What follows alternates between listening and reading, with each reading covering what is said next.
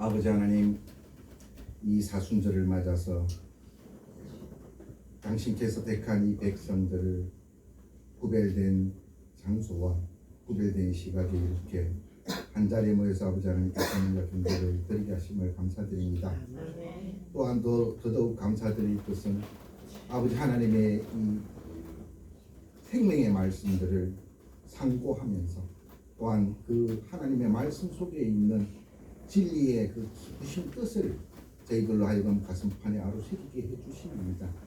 오늘도 요한계시록의 8장의 말씀을 통해서 아버지 하나님의 그 일곱째 인에 대한 진리의 말씀을 저희들이 상고할 때 아버지 하나님께서 저희들에게 남기시고자 하는 그 교훈들을 우리 모든 성도들이 잘 이해하게 하여 주시옵소서. 이 모든 말씀 우리 구주 예수 그리스도의 이름으로 기도드리옵나이다. 아멘. 할렐루야. 아멘. 날씨가 매콤하죠, 그죠? 네. 한 2주 동안 계속해서 날씨가 흐리는 것 같고 또 비도 계속해서 오는 것 같고 그렇죠. 그리고 기온도 10도 미만까지 떨어졌어요, 그죠? 저희 장모님한테서 이렇게 카톡이 왔어요. 저희 장모님 연세대 있으신데 카톡 하는 것만 해도 대단한 거죠. 이렇게 눈이 강원도 설악동에 사시는데 눈이 얼마나 많이 왔는가 하니까 처마에서 내려가 쌓인 눈하고 마당에 이렇게 수북히 쌓인 눈이 쏙 합쳐졌어요. 그래서 밖에 못 나가시는 그런 상황인데 그래도 그 길을 갖다 이렇게 딱 사람이 달릴 수 있을 정도로만 이렇게 딱 길을 이렇게 파셨더라고요. 그래서 사진을 3장을 찍어서 저한테 보내주셨어요. 그 사진을 보니까 옛날 저기 학창 시절 학교 선생님들한테 울릉도에서 이렇게 눈이 많이 오잖아요, 울릉도가. 그래서 그 울릉도 눈이 많이 오는 관계로다가 이렇게 수북히 많이 쌓이면 항상 이 새끼줄이 이렇게 양쪽 집에서 이렇게 항상 연결해서 지고 있대요. 왜 그러는가 했더니 눈이 오면 눈이 쌓이면 통로가 안 생기잖아요. 그럼 양쪽 집에서 이렇게 돌린대요, 새끼줄을. 그러니까 눈이 수북히 쌓이기 전에 굴을 파는 거죠, 굴을. 새끼줄을 돌려서. 그 얘기가 생각이 나더라고요. 그래서 장모님하고 이렇게 장모님 제가 옛날에 학교에서 배울 때 울릉도에 눈이 많이 와서 집하고 사이에 이렇게 새끼줄을 항상 이렇게 연결해 놓는데 그 용도가 이렇게 돌려서 집하고 집 사이에 통로 만드는 그걸로 쓰려고 새끼줄을 사용한다고 그럽니다. 그랬더니 막 그래? 그러시더라고요. 하여튼 눈이 많이 왔대요. 저희 강원도 쪽에는. 그리고 경기도도 눈이 많이 왔대요. 근데 우리나라는 눈만 오고 말았잖아요, 그죠? 중국에는 영하 50도까지 떨어질 때가 있었대요. 저 신장 위구르 쪽에 영하가 50도까지 떨어져요. 엄청난 이름하여 한기가 내려왔겠죠. 그래서 세상 끝이 다 돼가는 게 아닌가 싶은 생각도 좀 들지요. 그래도 여러분들은 끄떡없죠, 그죠? 왜? 믿는 구석이 있어서 그래, 그죠? 게다가 요즘 사순절임에도 불구하고 저희들이 요한계시록 계속 강의를 하죠. 요한계시록이 어떤 글이라고요? 비전이 있는 복된 말씀이라고, 그죠? 1장 3절에 뭐라고 돼 있다고요? 이 예언의 말씀을 읽는 자와 듣는 자와 그 가운데 기록한 것을 지키는 자는 복이 있나니 때가 가까우니라. 이렇게 기록을 하고 있죠. 그런데 지난주에 6장을 했는데 오늘 갑자기 8장으로 푹 건너뛰었을까? 그게 궁금하신 분 있으시죠? 지난주에도 말씀을 드렸지만 이 말세에 대환란에 대한 것은 대종말에 관한 것인데 장차 될 일에 기록이 되어 있어요. 장차 될 일에 기록이 되어 있고 그 장차 될 일의 기록에 가장 중심된 것이 3대 7중 재앙이라는 거죠. 3대 재앙이라는 것은 인재앙, 나팔재앙, 대접재앙이고 7중이라는 그 말씀은 각각의 그 재앙이 7가지 구성이 되어 있다는 얘기예요. 근데 중요한 건 이런 거죠. 6째 인까지의 제안을 우리 지난 시간에 다 했어요. 그죠? 그리고 붕 떠서 7장을 건너뛰고 8장으로 건너온 거예요. 그럼 7장은 뭐냐? 7장은 삽입절이에요. 그 7장에 대한 내용은 14만 4천 성도에 대한 내용인데 천국 백성들에 대한 환상이에요. 그 환상은 나중에 따로 오후 찬양 예배나 이럴 때 한번 준비를 해서 여러분과 같이 한번 그 강의를 한번 참고를 하도록 하겠습니다. 그리고 이 7 재앙에 관련된 그 내용들이 좀 독특한 면이 있어요. 오늘도 8장 1절에 보면 인재앙, 7째 인재앙이 재앙의 내용은 없고 뭐만 있느냐? 다음 나팔 재앙에 대한 준비만 있어요. 그런데 이러한 구조가 또한 7째 나팔 재앙에서도 똑같이 7대접의 재앙을 준비하는 것으로 연결이 돼요. 마치 뭐라 그럴까? 서막이라고 그래야 될까요? 그러니까는 7째 인재앙의 내용은 없고 사실은 그 7째 인재앙이 다음에 이어지는 나팔재앙의 서막이다 이렇게 생각을 하시면 돼요. 지금 우리가 사순절을 지내고 있죠. 사순절은 예수님의 부활 전 공생애 동안의 고행과 십자가 죽으심을 기리기 위해서 저희들이 지내고 있는 게 사순절이에요.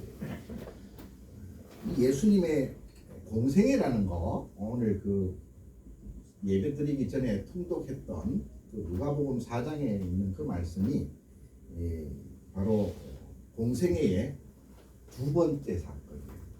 첫 번째 사건은 뭐냐? 예수님의 세례 사건입니다. 예수님의 세례는 말이죠. 3장이 기록이 되어 있는데 누가복음 3장에 보면 21절 22절에 이렇게 기록이 되어 있어요. 백성이 다 세례를 받을새 예수도 세례를 받으시고 기도하실 때 하늘이 열리며 성령이 비둘기 같은 형체로 그의 위에 강림하시더니 하늘로부터 소리가 나기를 너는 내 사랑하는 아들이라 내가 너를 기뻐함으로 하시니라 이렇게 기록이 되어 있어요. 이 사건하고 그 두 번째 사건에 이어지는 것이 바로 예수님의 광야에서의 사단으로부터의 시험 사건. 근데 이 공생의 이 두 번째 사건, 사단에게 시험받는 그 내용이 3장하고 4장 그 사이에 뭔가가 또 하나 더 들어있어요. 그게 뭐냐면 예수님의 족보예요. 그것도 일종의 삽입인데 어쨌건 말건 이 삽입 구절이 있음에도 불구하고 앞에 첫 번째 사건인 성령 세례 사건과 두 번째의 광야에서의 시험 사건은 서로 바로 연결이 되어 있어요. 어떻게 연결이 되어 있느냐? 또 누가복음 4장 1절에 보면 예수께서 성령의 충만함을 입어 요단강에서 돌아오사 광야에서 40일 동안 성령에게 이끌리심에 마귀에게 시험을 받으시더라 라고 그렇게 얘기를 하고 있죠. 즉 성령 세례 사건, 요단강에서 성령 세례 사건이 끝나자마자 이어서 광야로 사단의 시험을 받으러 가시는 거예요. 이 의미는 이런 거예요. 예수님께서 공생애를 시작을 하시는 데 있어서 한시도 지체할 수 없다라는 거예요. 그만큼 공생애라는 것은 예수님에게 있어서 즉 성부 아버지 하나님의 명령에 따라서 그 공생애를 시작을 하는 것이 인류에게는 굉장히 중요한 일이었다는 거예요. 그리고 중요한 게 한 가지가 더 있어요. 성경에서도 항상 나오는 얘기지만 광야는 성경에서 굉장히 독특한 의미가 있어요. 예수님께서 공생애를 시작하실 때 광야에서 사단의 시험을 받으신 것처럼 우리는 이 광야 그러면 구약의 한 사건이 떠올라요. 그게 무슨 사건이에요? 출애굽 이후에 이스라엘 백성들이 광야에서 40년간 Ü랑을 하는 그 얘기가 나오지요. 하나님께서 왜 그 광야를 4달만 하면 갈 수 있는 그 길을 왜 40년을 하나님께서 이스라엘 백성을 계속 인도하고 다니셨을까? 나와 있죠. 왜?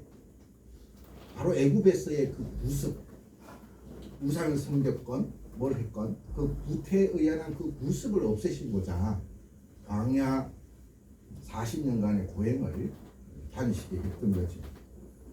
그래서 모세가 예언한 그 메시아, 또한 그 광야에서도 40년간 이스라엘을 인도했던 그 모세가 예언하는 메시아도 지금 신약에서 얘기하시는 그 예수님이 바로 그 메시아랍니다. 그러니까 결국 출애굽 이후의 광야의 사건과 오늘 우리가 얘기하는 공생의 시작의 예수님의 사건 다 연결이 된 거예요. 신명기 18장 15절에 보면 그렇게 적혀 있죠. 너의 하나님 여호와께서 너희 가운데 너의 형제 중에서 너를 위하여 나와 같은 선지자 하나를 일으키시리니 너희는 그의 말을 들을지니라. 벌써 그 구약의 출애굽의 광야 생활에서 벌써 모세를 통해서 예수님에 대한 얘기를 선지자다라고 얘기를 하시면서 미리 예언을 하시는 거예요. 그래서 성경은 뭐다? 구약과 신약이 절대 뚝 떨어져 있는 것이 아니라 모두가 다 삼일째 하나님을 증거하는 말씀이다 라는 거죠. 그리고 그 메시아가 바로 예수님이라는 사실은 또 어디에 기록이 되어 있냐면 사도행전 3장 22절에 기록이 되어 있어요. 우리가 보통 사도행전의 저자인 누가, 이 누가복음과 사도행전은 이름하여 전서다 후서다고 얘기할 만큼 붙어있는 책이라고 봐도 과언이 아니죠. 그리고 이 사도행전에는 성령의 역사심이 굉장히 많이 드러나요. 그래서 우리는 또 사도행전에 뭐라고 하냐면 성령행전이라고 해요. 이 사도행전 3장 22절에 이렇게 적혀 있어요. 모세가 말하되 주 하나님이 너희를 위하여 너희 형제 가운데서 나 같은 선지자 하나를 세울 것이니 너희가 무엇이든지 그의 모든 말을 들을 것이다. 신명기 말씀랑 똑같죠? 똑같단 말이죠. 사도행전 7장 37절에도 이렇게 적고 있어요. 이스라엘 자손에 대하여 하나님이 너희 형제 가운데서 나와 같은 선지자를 세우리라 하던 자가 곧 이 모세라. 이 모세가 얘기하던 그 선지자가 바로 예수님이다라는 거죠. 그래서 이 광야는 말이죠, 매개체로서의 역할도 하고 있다는 거예요. 충분하죠. 그래서 예수님께서 공생애를 시작하기에 앞서 광야로 가셨다라는 것은 그리고 기도와 금식으로 이루어진 금욕적인 생활을 통해서 공생애를 준비하고 마귀와의 대결에서 승리하시기 위해서였지만 자신도 또한 메시아로서의 사역을 구약과 관련시켜 보여주고자 하는 그러한 의도도 있다라고 여러분이 기억을 하셔야 된다는 거죠. 오늘 본문에 제가 좀 전에 말씀드렸던 것처럼 3대 7중 재앙에 대한 얘기를 진행하는 것 중에 인재앙의 맨 마지막이 바로 오늘 본문 말씀이에요.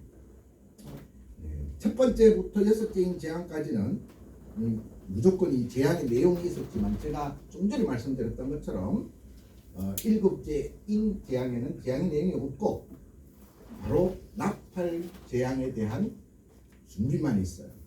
똑같은 구도로 일곱째 나팔 재앙 또한 일곱 대접의 재앙의 시작을 준비하는 그런 서막으로서의 문구밖에 없어요.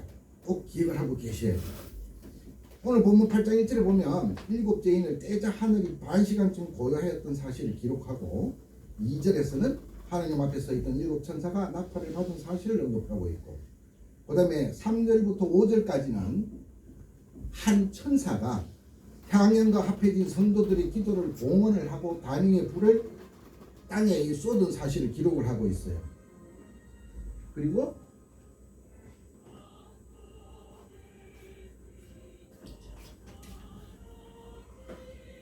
계시록 8장 6절은 일곱 천사가 나팔 재앙을 수행하기 위하여 나팔 불기를 예비한 사실.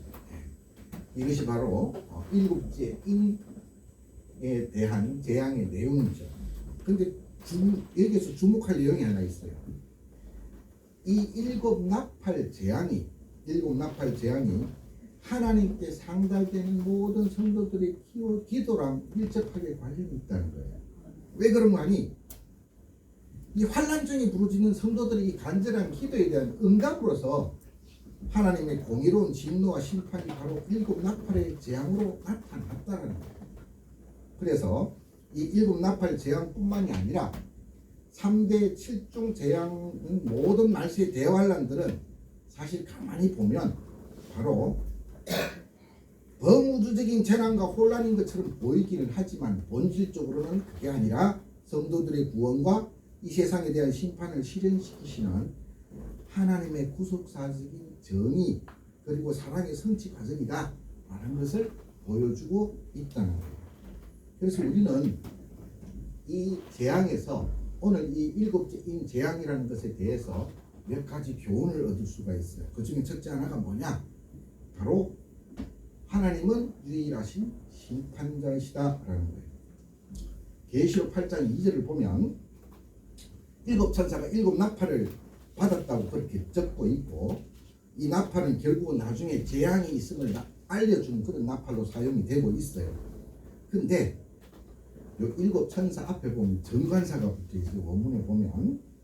그런데 학자들이 이 보통 천사가 아닌 특별한 천사기 때문에 정관사를 붙였다 이렇게 신학자들은 얘기를 하고, 또 어떤 학자들은 위경이라고 있어요. 위경, 에녹일서. 에녹이 누구예요? 네. 하나님한테 부르심받아서 바로 달려 올라간 사람이죠. 그 에녹일서에 나오는 일곱 천사장일 것이다 라고 얘기하는 신학자들도 있어요. 어쨌든 중요한 것은 성경이 밝히고 있지 않은 사실을 굳이 우리가 얘기할 필요는 없겠지만, 장차 이후에 있을 재앙과 심판, 아니 이전에 있었던 모든 재앙과 심판까지도 모두 다 하나님으로부터 시작된다는 거예요. 하나님으로부터. 그래서 진짜 중요한 것은 누구냐, 과연 그들이 누구냐가 아니라 재앙을 의미하는 그 나팔을 받은 그들이 다름 아닌 하나님의 보좌 앞에 섰던 천사들, 즉 하나님의 일을 수행하는 자들이라는 거죠. 그래서 이 계시록에 보면 심판의 구조를 가만히 이렇게 보면은 일곱 인이다, 일곱 나팔이다, 일곱 계절이다 이렇게 구성이 되어 있지만, 결국은 하나님의 오른손에 있던 그 두루마리 계시록 5장 1절에 보면 뭐라고 적혀 있어요? 내가 보매 보좌에 앉으신 이의 오른손에 두루마리가 있으니 안팎으로 쏟고 일곱 인으로 봉하였더라. 사도 요한이 이 일곱 인으로 봉해진 그 두루마리를 열 사람이 없다라고 물고 있으니까 장로가 와서 뭐라 그래요? 어린 양이 그 봉인을 쓸 것이다 라고 얘기를 하죠. 그리고 그 어린 양이 알고 봤더니 예수님이더라 라는 거예요. 그렇죠? 그래서 그리스도께서 그 두루마리를 받아서 인을 딱 떼심으로 말미암아서 일곱인의 재앙이 시작이 되고 있었죠. 우린 그래서 지난 시간에 몇 주 동안 그 일곱인 재앙에 대한 것을 상고를 했어요. 근데 이것이 바로 일곱인 재앙이고, 그 일곱인 재앙이 오늘 본문 말씀에 일곱째 인인 재앙에 이어서 그 서막이 다음에 뭐를 얘기를 하는 거다고 얘기를 했어요? 나팔 재앙이 있을 것이라는 것을 알려주는 서막이라고 했어요. 그죠? 그래서 중요한 것은 이 땅의 모든 재앙과 심판은 오직 한 분 하나님으로부터 비롯되었다는 거예요. 계시록 16장 9절에 뭐라고 적고 있어요? 사람들이 크게 태워진지라 이 재앙들을 행하는 권세를 가지신 하나님의 이름을 비방하며 또 회개하지 아니하고 주께 영광을 돌리지 아니하더라. 즉 재앙들을 행하는 권세를 가지신 하나님이라고 분명히 적혀 있더라. 그래서 오직 하나님 한 분만이 심판자일 수밖에 없는 이유가 있어요. 우리는 가만히 생각을 해보면 이 심판자이신 하나님이 누구시다? 창조주이시다 하시고, 그죠? 이 세상의 모든 만물들을 다스리시는 분이시기도 하시고, 그죠? 그래서 그런 그 하나님이 당연히 심판자이셔야 된다는 것도 우리가 가만히 곰곰이 생각을 해봐도 바로 이해가 되는 거죠. 한편으로 생각을 해보면 이게 너무나 당연한 일이에요. 그래서 세상 사람들이 말하듯이 하나님께서는 축복도 내리시지만 재앙과 저주도 또한 하나님으로부터 비롯된다는 사실을 우리는 알아야 돼요. 근데 세상 사람들은 뭐라 그래요? 그런 재앙과 저주는 귀신한테서 나온다고 그러죠. 예. 근데 그게 아니에요. 그래서 그런 귀신들을 향해서 무당을 불러다가 구슬 막 하고 하는 사람들이 많죠. 예. 그런 사람들은 다 성경을 한 번도 안 읽어본 사람이라서요. 이라는 의미에서 볼 때 결국 복음 선포라는 게 무엇이냐? 바로 이 땅에 하나님의 나라, 하나님의 왕권과 통치를 이 땅에다 선포하는 것이 바로 복음 선포라는 거예요. 이사야서 52장 7절에 그렇게 적혀 있어요. 좋은 소식을 전하며 평안을 공포하며 복된 좋은 소식을 가져오며 구원을 공포하며 시온을 향하여 이르기를 너의 하나님이 통치하신다 하는 자의 산을 넘는 발이 어찌 그리 가느냐. 여기 보면 뭐라고 한다고요? 내 하나님이 통치하신다 하는 자의 산을 넘는 발이라고 합니다.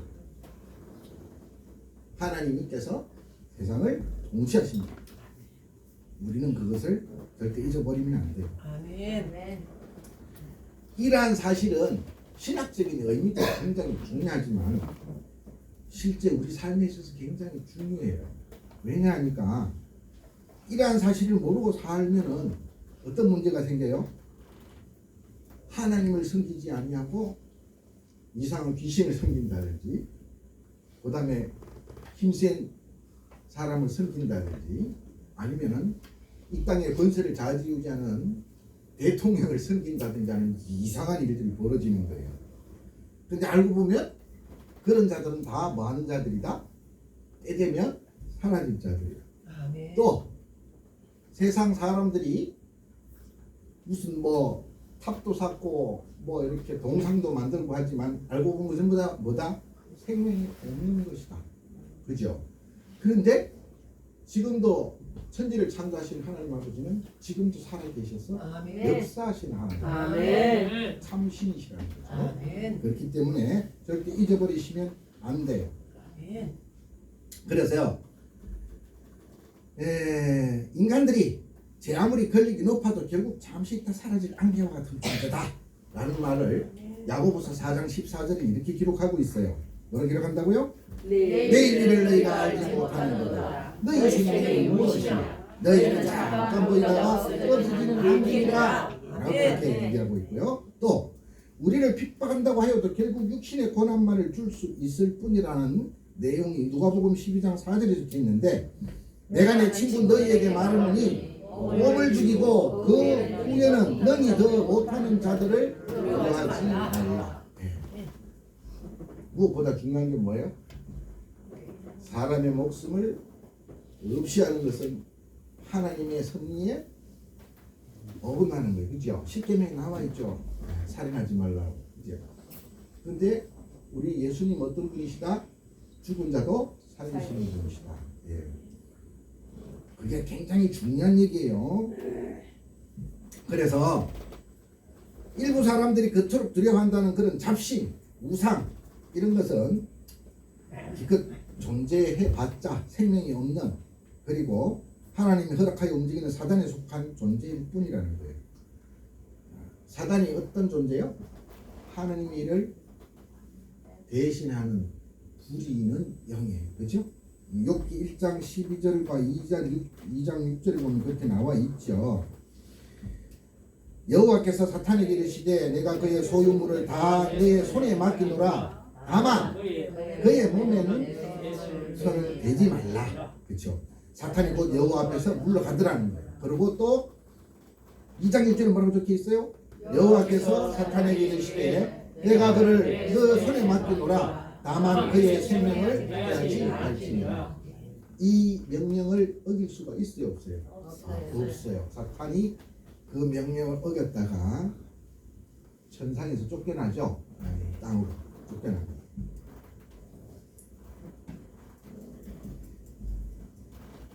그래서 신명기 28장 59절 거기에도 나와 있지만 여호와께서 너의 재앙과 너의 자손의 재앙을 극렬하게 하시리니 그 재앙이 크고 오래고 그 질병이 중하고 오릴 것이라 라고 적혀 있어요. 예레미야서 10장 3절 5절에 보면 거기도 이렇게 적혀 있어요. 여러 나라의 풍습은 어떤 것이니 살림에서 뱃나무요 기술공의 두 손이 도끼로 만든 것이라 그들이 은과 금으로 그것을 꾸미고 목과 장도리로 그것을 든든히 하여 흔들리지 않게 하나니 그것이 둥근 기둥 같아서 말도 못하며 걸어 다니지도 못하므로 사람이 메어야 하느니라. 그것이 그들에게 화를 주거나 복을 주지 못하나니 너희는 두려워하지 말라 하셨느니라. 성경의 구석구석에는 하나님의 그 명령들이 하라 하지 말라는 명령들이 굉장히 많아요. 그래서 우리 교회는 성경을 좀 많이 알자 그래서 성경 통독을 하는 교회죠. 그렇죠? 마가복음 5장 7절에서 13절에도 그와 유사한 내용들이 있어요. 어떤 내용? 예수님께서 귀신을 쫓아서 돼지도 들어가게 하는 그런 내용이 있죠. 그리고 이사야서 45장 7절에 보면 나는 빛도 짓고 어둠도 창조하며 평안도 짓고 환난도 창조하나니 나는 여호와라. 하나님께서 자기 자신을 나는 여호와라고 분명히 설명을 해요. 이 모든 일들을 행하는 자니라 하였노라. 하나님께서 내가 내다 라고 표현하는 문구도 있다라는 거예요. 잘 기억을 해놓으시기 바랍니다. 누가복음 12장 5절에 마땅히 두려워할 자를 내가 너희에게 보이리니 곧 죽인 후에 또한 지옥에 던져 넣는 권세 있는 그를 두려워하라. 내가 참으로 너희에게 이르노니 그를 두려워하라. 그건 누구다? 하나님을 두려워해야 된다.